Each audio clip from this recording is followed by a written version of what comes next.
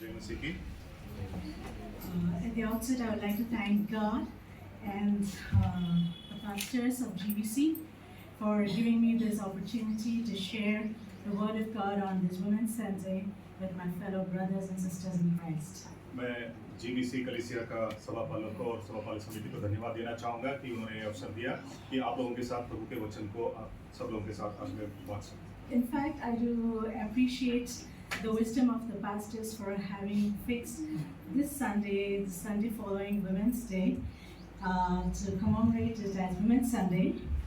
मैं सभापालक का धन्यवाद करना चाहूँगी कि प्रभु ने उनको ये बुद्धिमत्ता दी कि इस रविवार को वो अंतर्राष्ट्रीय महिला दिवस के रूप में मनाया जाए कलीसिया में। Because this provides us a platform to look at women from a biblical perspective or from the way God looks at women. और ये अवसर है हम सब लोगों के लिए कि बाइबल के नजरिए से महिला को किस रूप में देखा जाए। Because the world celebrates it from another perspective, taking pride in their achievements and boasting about their strengths and their fights for equality. और अगर आप देखेंगे कि आजकल दुनियाई रीति से देखा जाए तो अंतर्राष्ट्रीय महिला दिवस को एक स्त्री की सशक्त होने में, उसकी कामयाबी में शरीक होकर उसको मनाया जाता है। So let's thank God for this moment and look to God in prayer. और इस अवसर के लिए धन्यवाद देते हुए हम परमेश्वर की ओर ताकेंगे। Father, we come into your presence through your Son Jesus and his shed blood. परमेश्वर पिता, हम धन्यवाद देते हैं आपके पुत्र यीशु मसीह के जो बहाए हुए लहू के द्वारा आज हम यहाँ पे उपस्थित हैं। Father, enlighten the eyes of our understanding and remove the scales from off our eyes, that we may behold wondrous things out of your word. हमारे नजरों के सामने जो इस जगत का परमेश्वर ने जो पर्दा डाला है उसको हटाइए, हमें आंतरिक जो चक्षु है उसको खोलिए ताकि हम आपको देखने पाए। In Jesus' name I pray. यीशु के नाम में दुआ मांगती हूँ। Amen. We all are aware that God has several attributes. हम सब जानते हैं कि परमेश्वर का कई गुण विशेषताएं हैं And most of them are very beautiful. और सब बहुत ही सुंदर हैं। And each one of us have several favorite favorites of his.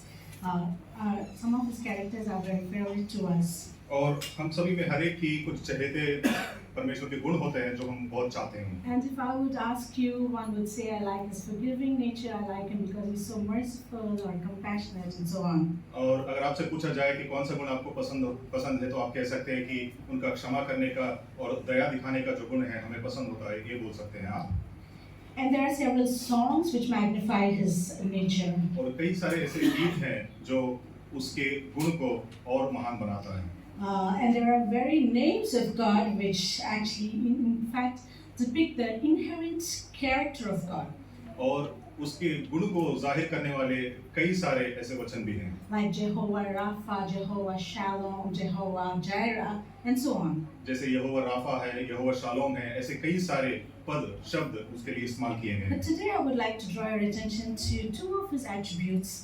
लेकिन आज उसके दो ऐसे गुण विशेषताओं की ओर आपका ध्यान में खींचना चाहूँगा Which are somehow neglected or forgotten or less noticed. जो नजरअंदाज किए गए हैं, यूँ कह सकते हैं। And the reason for them to be either masked or forgotten, और क्या कारण है जिसकी वजह से इसको हम नजरअंदाज किए हैं या यूँ कहिए वो छुपा हुआ है। Because we are so consumed by the pressures and the challenges of life that these forgotten attributes, these attributes of God, we tend to forget. और कारण ये है कि हम उसको भूल चुके हैं या देख नहीं पाते हैं क्योंकि हम इस जगत के जितने भी चुनौतियां हैं, परीक्षाएं हैं, उसमें हम जूझ रहे हैं। So what are those? Let's look today. और ऐसी गुण विशेषताएं क्या है, वो शब्द क्या है जो परमेश्वर के लिए इस्तेमाल किए हैं, उसकी ओर हम नजर डालेंगे। So each of us, or most of us, or perhaps some of us seated here, are in one or the other crisis or circumstances. हम जानते हैं कि जितने सारे यहाँ पे बैठे, हमें से कई सारे लोग हमारे जीवन में अगर आज देखा जाए तो कुछ न कुछ कठिन परिस्थितियां से, कठिन माहौल से होके गुजर रहे हैं। Either since generations or through decades or probably a few months.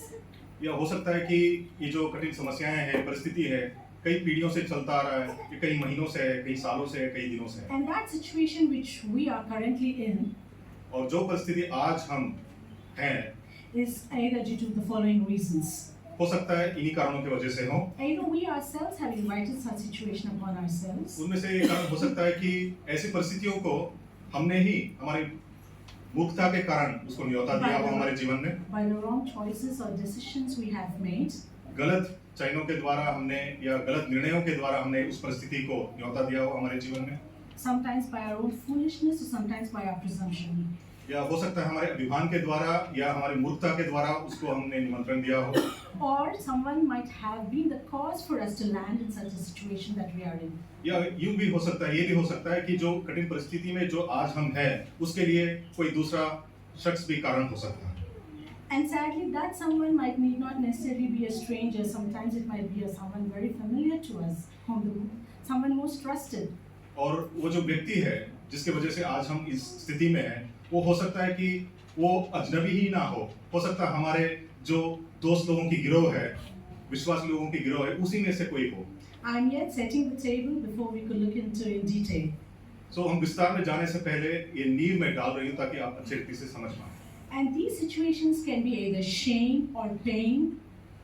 और ये जो परिस्थितियाँ जिसके बारे में हम जिक्र कर रहे हैं, वो हो सकता है वो अपमान आप सह रहे हो या आप किसी मुसीबत में हो, Abandonment or loneliness, या हो सकता है कि आप एकांत हो पर लोगों के बीच में रहते हुए भी आप अकेलापन महसूस कर रहे हो, or a false allegation or accusation, या हो सकता है कि गलत आरोप आपके ऊपर लगाए गए हैं, or you are in some addiction, या किसी चीज की लत लगी हुई है, and the list goes on. और अनेक कारण ऐसे।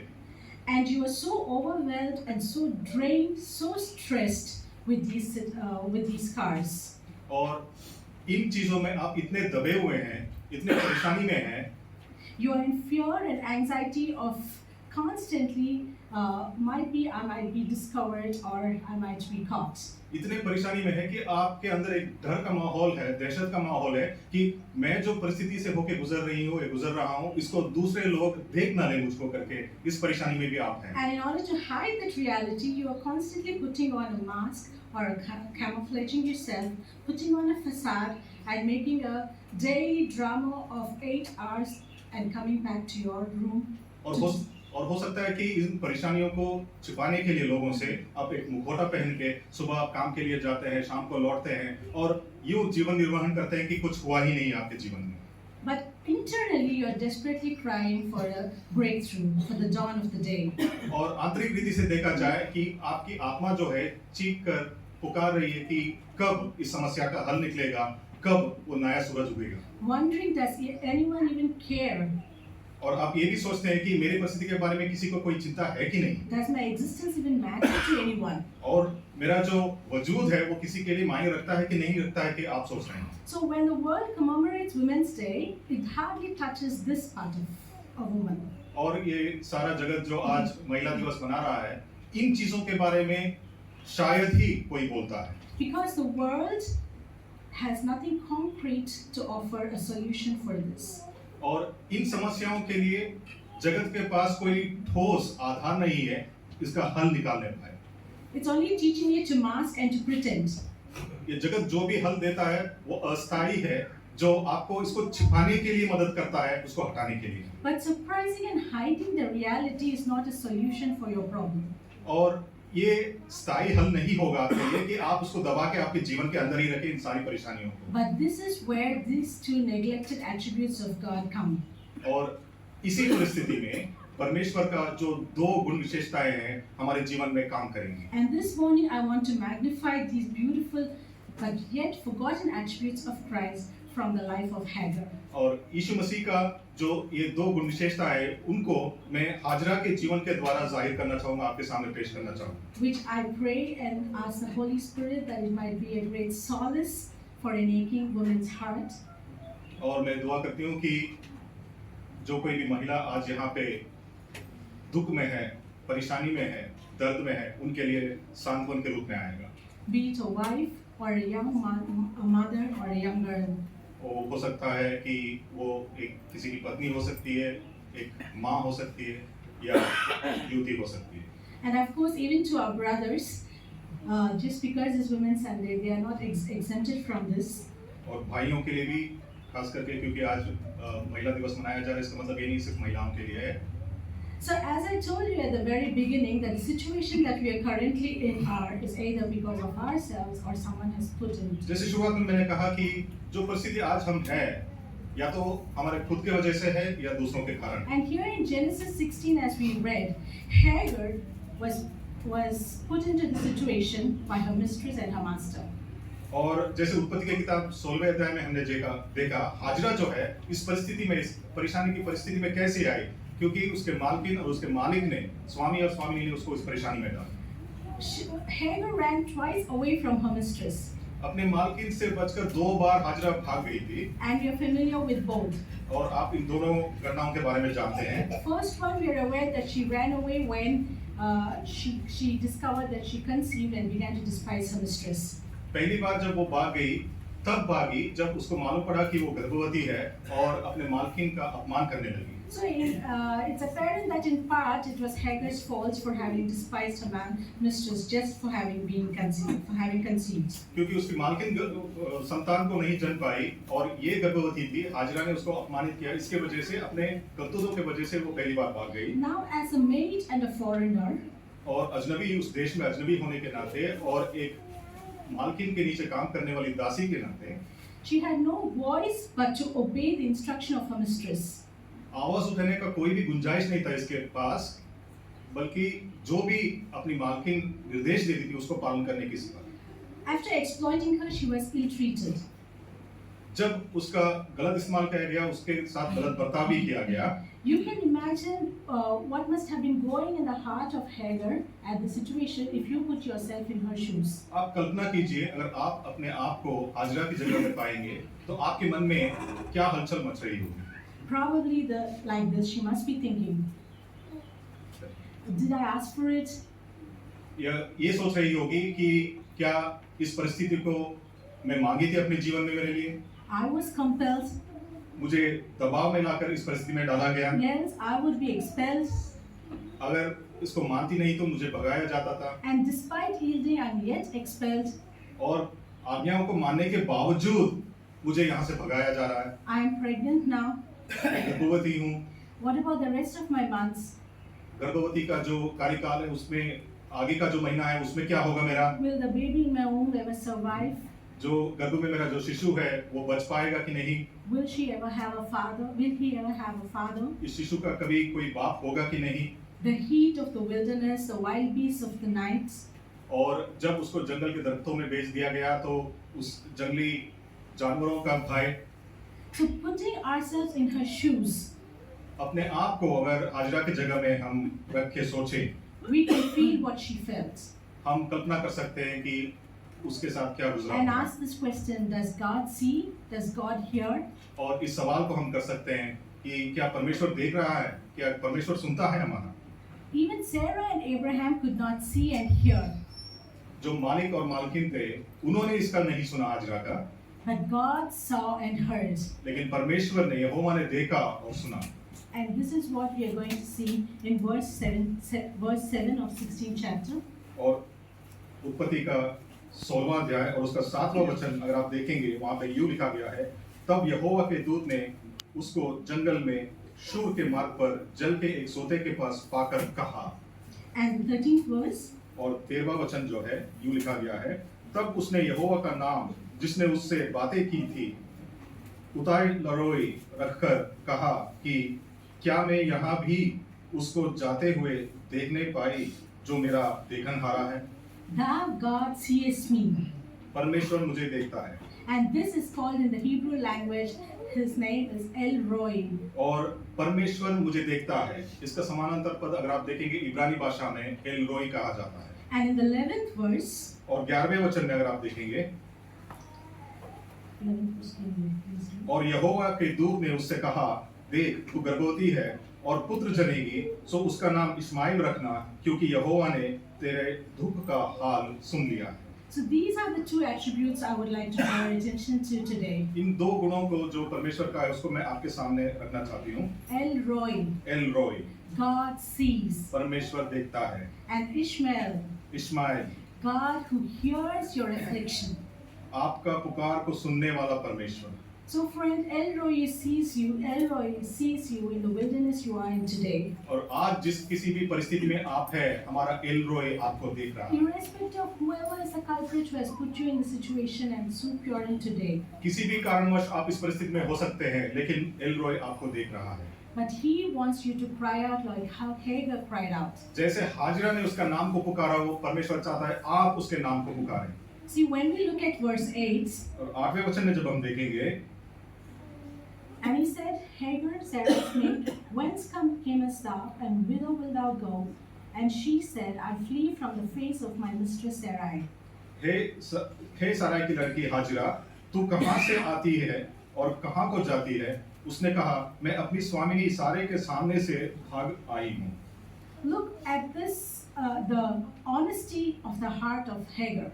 हाजिरा का जो निष्कलंक जो मन है उसको देखिए आप।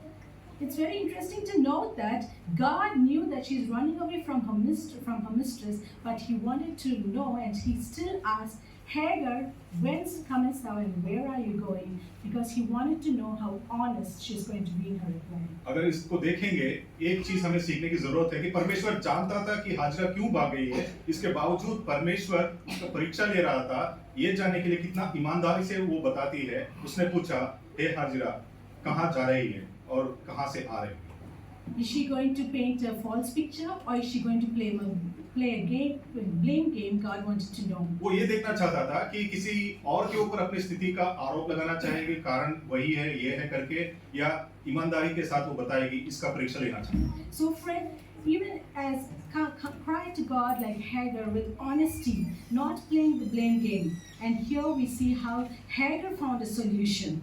देखिए, परमेश्वर यही चाहता है हम लोगों से, हमारे जीवन से, कि हम हाजिरा की तरह ईमानदारी से हमारी स्थिति को जाहिर करें, ना कि दूसरों के ऊपर आरोप लगाते हुए दूसरों को कारण ठहराए हमारी परिस्थिति के लिए। So when you're honest in your cry, in your wilderness, God will give you springs of living water for your solution. जब आप आपके पुकार में, आपकी दुआ में, आपकी प्रार्थना में सच्चाई से भरे हुए हैं, तो आपको रेगिस्तान में भी वो जल के सोते को उत्पन्न कर सकता है। But if you are like the thief on the cross, like if you are God, you know my situation so clearly, why do I need to explain? Why do I need, can't you come and rescue, and I'm going to not even raise my voice? You're not going to find a solution. जैसे वो दो डाकुओं को क्रूस पर चढ़ाया गया था, जिसमें से वो एक कहता है कि तुम मेरे बारे में सब कुछ जानते हो तो क्यों नहीं बचाते। अगर ऐसा अभिमान के साथ, घमंड के साथ आप दुआ करेंगे तो शायद ही उस दुआ का कुछ उत्तर मिलेगा। So firstly we have seen that God is El Roi.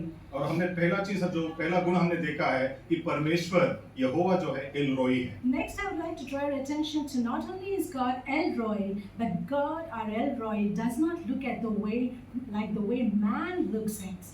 अगर आप इसको देखेंगे, दूसरा जो गुण है उसका, जब एल रोई जो हमें देखता है, वो मनुष्य के नजरिए से नहीं देखता है, उसका देखना अलग ही है। He did not throw a railing accusation against Hagar. You deserve this because you despised your mistress. You didn't be submissive to her, so serves you right. Better be there. परमेश्वर ने हाजिरा को ये नहीं बोला, तुम ही इस परिस्थिति के खुद कारण हो, तुमने अपने मालकिन को डांटा, तुमने अपने मालकिन का अपमान किया और उसको तुच्छ जाना, इसलिए तुम इस परिस्थिति में हो, ऐसे आरोप नहीं लगाए परमेश्वर। Despite our foolishness, He comes down to our wilderness. हमारी मूर्खता के बावजूद हमारी परिस्थिति जो है, उस परिस्थिति में वो उतर आता है। Both in the 16th chapter as well as in 21st chapter where Hagar runs away, 16वें अध्याय में उत्पत्ति के और 21वें अध्याय में जहाँ पे हाजिरा भाग जाती है, we see that she has named the well Bir Lahai Roi. और अगर आप देखेंगे उस कुएं के पास जब वो रो रही थी और कुएं को दिखाया परमेश्वर ने, उसका नाम उसने रखा कि लई रोई का कुआं, which means that it is the well of the living one who sees me. इसका मतलब ये है कि ये कुआं उसका है जो जीवित है, जो मुझे देखता है। And it also conveys that God sees, God hears, and God is not silent. इसका मतलब ये है, दूसरे शब्दों में कहा जाए कि परमेश्वर देखता है, परमेश्वर सुनता है और वो चुप नहीं बैठता सुनने के बाद। And El Roi is also pays attention and cares and provides a solution. और एल रोई का मतलब ये भी है कि वो ध्यान दे के हमारा सुनता है, हमारी परिस्थितियों को जानता है और उसका हल निकाल के हमें देता है। And beyond Hagar, there are several women in the Bible whom El Roi had looked upon and gave them beauty for ashes. हाजिरा के अलावा कई सारी महिलाओं को, स्त्रियों को आप बाइबल में देखेंगे जिनको उसने सुना, उसको ध्यान दिया और उनके परिस्थितियों को, उनके पुकार का उत्तर भी उसने दिया। And since we are running short of time today, and we're going to look into a couple of familiar passages, and let's read the verse which is relevant to our context today. समय के अभाव से उसको विस्तार से नहीं देखेंगे, कुछ रेफरेंसेस हम देखेंगे और जानेंगे। We all know about the woman caught in adultery, जो व्यभिचार में फंस गई थी, उस स्त्री के बारे में हम सब लोग जानते हैं। which is given in the book of John, in the Gospel of John, 8th chapter. यूहन्ना रचित सुसमाचार उसका 8वां अध्याय में जो लिखा गया है। And from today's perspective, I would like that you read the verse 10 and 11. और आज की स्थिति को नजर में रखते हुए हम 10वें वचन और 11वें वचन यूहन्ना रचित सुसमाचार उसका 8, 10 और 11 पढ़ेंगे। यीशु ने सीधे होकर उससे कहा, हे नारी, वे कहाँ गए? क्या किसी ने तुझ पर दंड की आज्ञा न दी? उसने कहा, हे प्रभु, किसी ने नहीं। यीशु ने कहा, मैं भी तुझ पर दंड की आज्ञा नहीं देता, जा और फिर पाप ना करना। Friends, see the way Elroy is looking at this adulterous woman. प्रियो, आप देखिए एलरोई जो हमारा परमेश्वर है, इस व्यभिचारिणी की और किस नजरिए से देखा। The Pharisees saw her फरीसियों ने उसको देखा, from a judgmental perspective, उसको दंड दिलाने के नजरिए से उसको पकड़ के लेके आए, from उसको a देखा। holier than thou art perspective. वो ये जताना चाहते थे कि वही पापी है और ये सब संत है। But Elroy could see her heart, the inner craving for a refuge, for a love that can wrap all her sins. लेकिन एलरोई जो हमारा परमेश्वर है, वही एक परमेश्वर है जिसने उस व्यभिचारिणी के हृदय को देखने पाया। इस हृदय में जो पुकार था, उस समस्या, जिस परिस्थिति में वो थी, उससे बाहर निकलने की उसकी चाह थी, उसको देखने पाया। So dear young girl, woman, और जो युवक हैं, युवती है और महिलाएं हैं, उनके लिए मैं कहना चाहूंगी, what sin are you guilty of?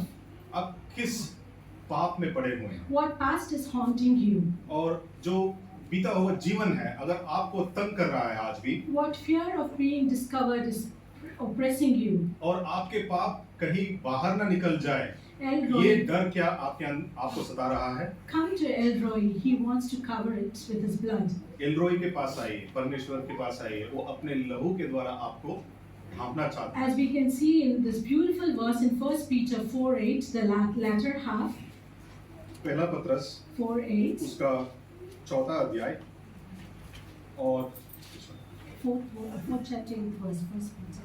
और 8वां वचन, पहला पत्रस अध्याय 4 और उसका 8वां वचन।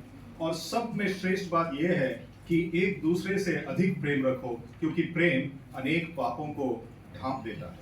Love covers a multitude of sins. जो प्रेम जो है अनेक पापों को ढांप देता है। Jesus' love covers your multitude of sins, my dear sister in Christ. यीशु मसीह का जो प्रेम है, आप कोई भी पाप किए हो, कितने भी घोर पाप किए हो, सबको वो ढांप लेता है। So the next we see that Elroy saw and heard the cry of Bartimaeus from Mark 10 chapter. अगर मरकुस में 10वां अध्याय देखेंगे तो जो अंधा था, बर्तिमी था, उसका पुकार को कैसे सुना एलरोई, उसके बारे में हम देखते हैं। Mark 10, we're just going to look at, instead of reading the entire passage, at verse 47 to 49. मरकुस का 10वां अध्याय, मरकुस रचित सुसमाचार उसका 47वां वचन मैं आपके सामने पढ़ रहा हूँ, 49 तक। वो ये सुनकर कि यीशु नासरी है, पुकार पुकार कर कहने लगा कि हे दाऊद की संतान यीशु, मुझ पर दया कर। बहुतों ने उसे डांटा कि चुप रहे, पर वो और भी पुकारने लगा कि हे दाऊद की संतान, मुझ पर दया कर। तब यीशु ने ठहर कर कहा, उसे बुलाओ। और लोगों ने उस अंधे को बुलाकर उससे कहा, ढाढ़स बांध, उठ, वो तुझे बुलाता है। See friends, it's a huge crowd. वो एक बहुत बड़ी भीड़ थी वहाँ पे। And when you put yourself in that crowd, you are like most insignificant. No one traces us in a crowd. अगर आप उस बड़ी भीड़ में हैं, तो आप नगण्य हैं, क्योंकि आपको कोई तुरंत पहचान नहीं पाएगा उतनी बड़ी भीड़ में। But here God, Elroy is looking at the cry of one blind man. और यहाँ पे देखेंगे तो एलरोई परमेश्वर जो है, वो एक जो अंधा बकरी था, उसके पुकार को सुना उसने। And the cry of Bartimaeus was so sincere that the 14th verse says he cried the more a great deal, and Jesus stood still. और वहाँ पे देखा जाए तो आप समझ सकते हैं कि कितने सच्चाई का उसका पुकार था, सच्चाई से, कि यीशु मसीह वहीं पे ठहर गया। And then not only Jesus stood, he's asking in person, what will I that I should do unto you? सिर्फ वो वहीं पे ठहरा नहीं, लेकिन वो पूछने लगा कि बताओ मैं तुम्हारे लिए क्या कर सकता हूँ। So friends, Hagar cried, Bartimaeus cried, and Jesus stood still. अगर आप देखेंगे, हाजरा ने पुकारा, बर्तमी ने पुकारा और यीशु ठहर गया वहाँ पे। How honest is your cry this morning? आज की सुबह अगर आप अपने आप को झांकेंगे, अवलोकन करेंगे, तो हमारा पुकार कितने सच्चाई से भरा है, ये सोचने की जरूरत है। And be rest assured that he will also hear you.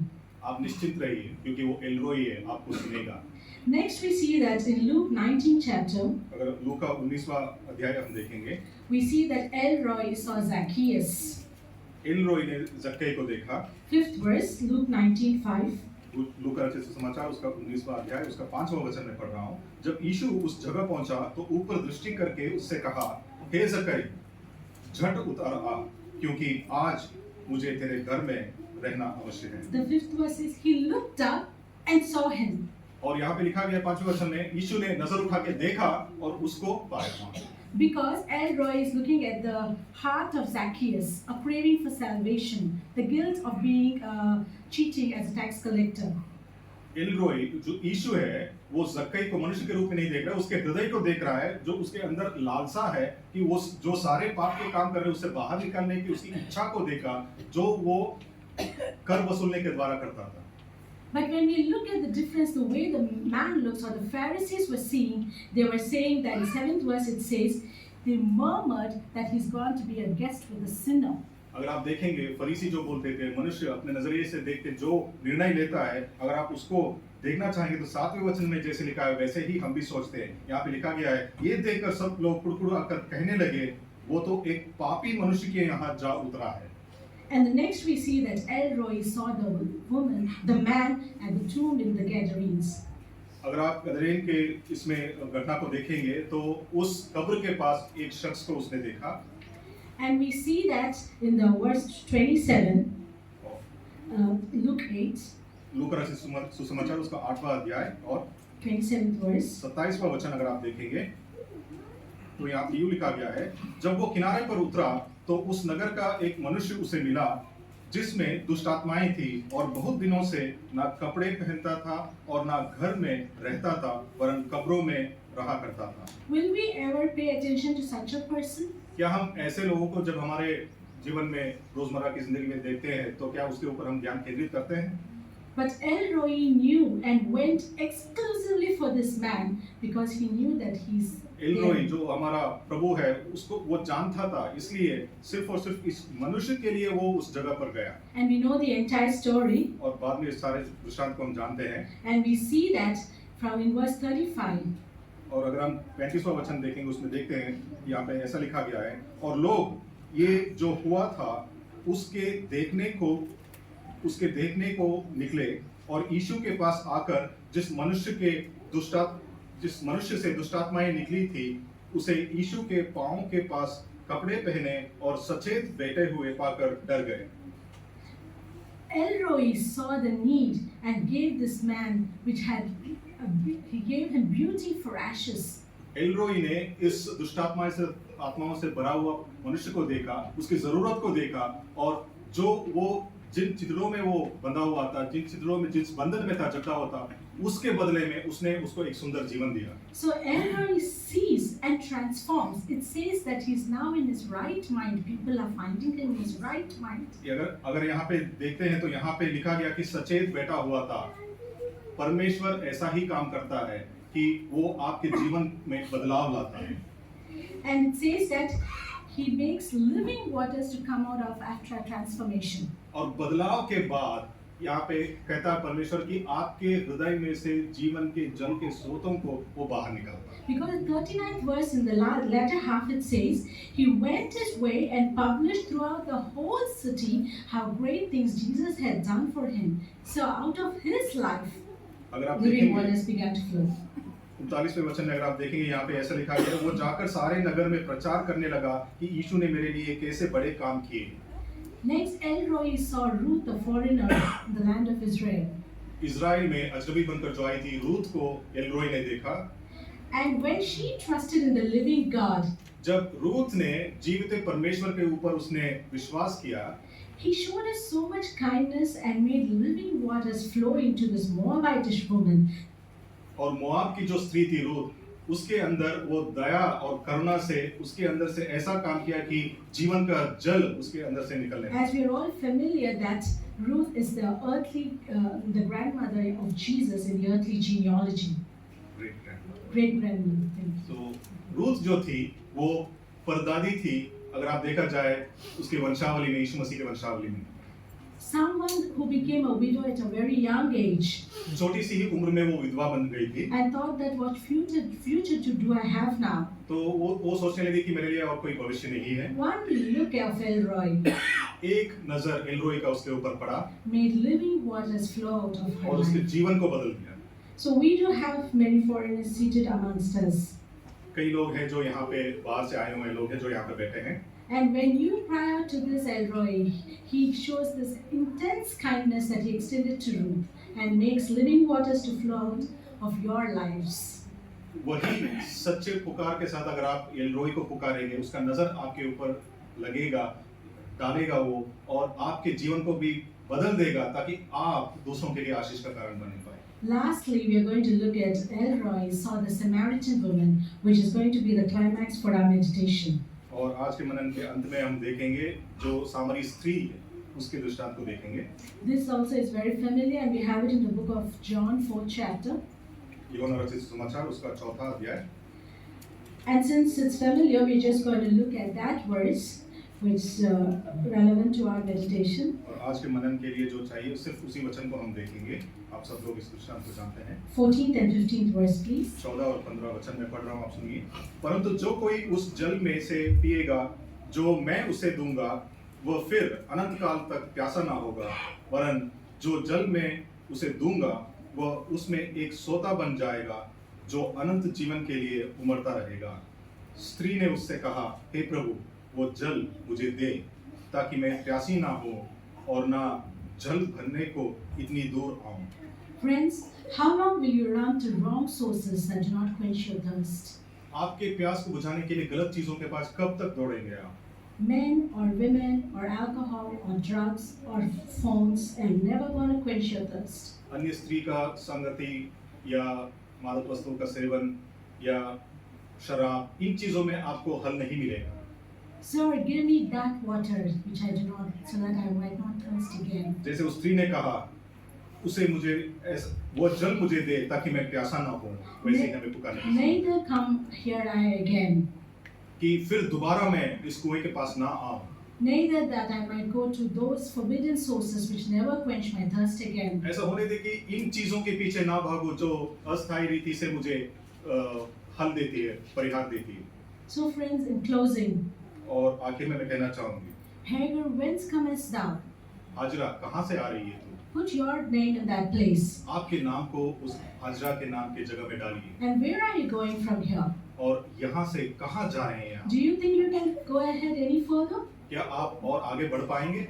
Take a detour आपके राह को बदलिए and come to Bir Lahairoi, और आइए लहर लहोई जो कुआं है उसके पास आइए, that you may not thirst again ताकि आप फिर प्यासा ना हो or run after the mirages of the world. और जो मृग तृष्णा है इस जगत का उसके पीछे ना भागे। Because we all know the mirage is just a lie. आप जानते हैं कि मृग तृष्णा जो होती है वो एक झूठा परछाई होती है, It's बस just a reflection. वो बस एक परछाई, एक प्रतिबिंब है। And when you feel you achieved, you are more thirsty because it could not quench your thirst. अगर आप सोचते हैं कि उसके पास पहुंच गए हैं, उसको आपने हासिल कर लिया है, और दूर दिखेगा So when और you- प्यासे होंगे। So when you feel that drinking or smoking or men can satisfy you, and when you have arrived at that, but you're still thirsty because they can never quench. अगर आप सोचते हैं कि पर स्त्री का संग, अन्य स्त्री का संग करने से या शराब पीने से आपने हल को पा लिया है, आपको लगेगा कि और उसी के अंदर जाने की जरूरत है। Don't get deceived like the animals in the desert which run after the mirage and one day die. और उन जानवरों के नाई आप वंचित ना होइए जो रेगिस्तान में उस मृग तृष्णा के पीछे भागते हैं, लेकिन भागते भागते प्यासे होकर वो मर जाते हैं। So friends, due to lack of time, there are several other characters in the Bible where when Elroy looked at them, he transformed them and made living waters flow out of them. और मैं आप लोगों से कहना चाहूंगी कि कई सारे ऐसे किरदार है बाइबल में जिसको आप पढ़ने से मालूम पड़ेगा कि एलरॉय ने अपने नजर उनके ऊपर डाला और उनके जीवन को बदल दिया और उनके जीवनों में से जीवन के जल के सोते निकलने। And Elroy also looks at our needs, our lacks and wants and supplies them.